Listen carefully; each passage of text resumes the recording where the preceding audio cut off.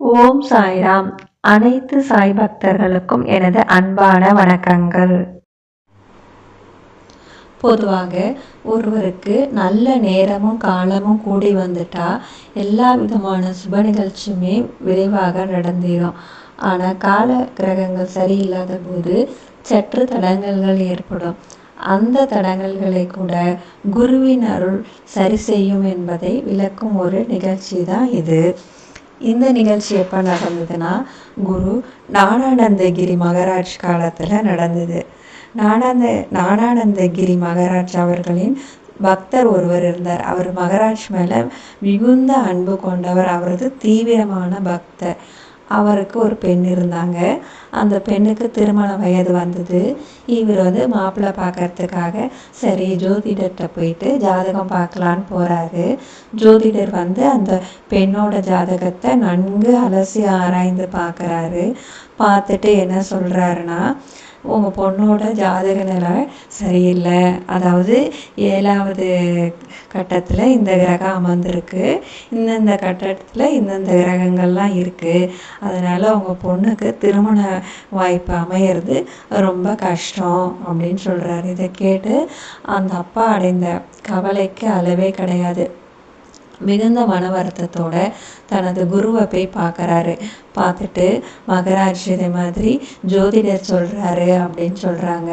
அதை கேட்டுட்டு ஞானானந்தகிரி மகாராஜ் கடன்னு பலமாக சிரிக்கிறாரு. சிரிச்சிட்டு என்ன சொல்கிறாருன்னா, கவலைப்படாத, நீ உன்னோட பொண்ணுக்கு 3 மாதத்துல கல்யாணம் நடக்கும் அப்படிங்கிறாரு. அதாவது 3 மாதத்துக்குள்ளாரே கல்யாணம் முடிவாயிடும்னு சொல்கிறாரு. அதை கேட்டு அந்த தகப்பனார் அடைந்த மகிழ்ச்சிக்கு அளவே இல்லை. உடனே இந்த சந்தோஷத்தோடையே அந்த ஜோதிடரை போய் பார்க்குறாரு. என்னப்பா அவன் ஜோதிடம் இப்படி சொல்லிட்டேன், என்னோட சுவாமி என் பொண்ணுக்கு 3 மாதத்துக்குள்ளார கல்யாணம் நடக்கும்னு சொல்லிட்டாருப்பா. எனக்கு ரொம்ப சந்தோஷமாக இருக்குது. உன்னோட ஜோதிடர்லாம் பொய்யாக போகுது போ அப்படிங்கிறாரு. இதை கேட்டுட்டு அந்த ஜோதிடர் சும்மா இருப்பாரா? அந்த ஜோதிடர் நல்ல புலமை பெற்றவர். வா, உன் குருநாதர் யார், நம்ம போய் அவரை பார்ப்போம் அப்படிங்கிறாரு. உடனே இவர் ஜோதிடரை கூட்டிக்கிட்டு ஞானானந்தகிரி மகாராஜை பார்க்க வராரு. ஞானானந்தகிரி மகாராஜை பார்த்துட்டு இவர் சொல்கிறாரு, இதே மாதிரி உங்கள் பொண்ணுக்கு இந்த கட்டத்தில் இது இருக்குது, அதனால இவங்களுக்கு கல்யாணம் நடக்கிறது சிரமம் அப்படிங்கிறாரு. திரும்பவும் சிரிக்கிறாரு சுவாமி. சிரிச்சிட்டு கேட்குறாரு, நீ எத்தனை கிரகத்தை பாலசி ஆராய்ஞ்ச அப்படின்னு கேட்குறாரு. உடனே ஜோதிடர் தைரியமாகவே பேசுகிறாரு. ஏன்னா அவருக்கு ஓரளவுக்கு நல்ல புலமை இருக்குது. நான் 9 கிரகத்தையும் அலசி ஆராய்ஞ்சிதான்ப்பா சுவாமி சொல்கிறேன் அப்படிங்கிறாரு. சரி, மகாராஜ் கேட்குறாரு, 10வது கிரகத்தை அலசி ஆராய்ஞ்சியா நீனு அப்படிங்கிறாரு. ஜோதிடருக்கு 10வது கிரகம்னே திக்குன்னு அதிர்ச்சி ஆகுது. 9 கிரகம் தானே, இவர் 10வது கிரகத்துன்னு சொல்கிறாரு. எது சொல்கிறாரு? ஒருவேளை துணை கிரகங்களை சொல்வாரோ? சாட்டன் போன்ற கிரகத்துக்கெல்லாம் துணை கிரகம் இருக்குல்ல, அதில் ஏதாவது ஒன்று சொல்வாரா? இல்லை அந்த துணை கிரகத்தில் இவர் எது குறிப்பாக சொல்கிறாரு அப்படிங்கிறது ஜோதிடருக்கு புலப்படலை. உடனே சுவாமி கிட்ட என்ன சொல்கிறாரு, எனக்கு தெரியலையே சுவாமி, நீங்கள் எதை 10வது கிரகம்னு குறிப்பிடுறீங்க அப்படிங்கிறாரு. சுவாமி சொல்கிறாரு, இருக்கிறதுலே அந்த கிரகம் தான் பெருசுங்கிறாரு. உடனே ஜோதிடருக்கு புரியுது, இருக்கிறதுலே பெரிய கிரகம் எது, குரு பிரகஸ்பதி.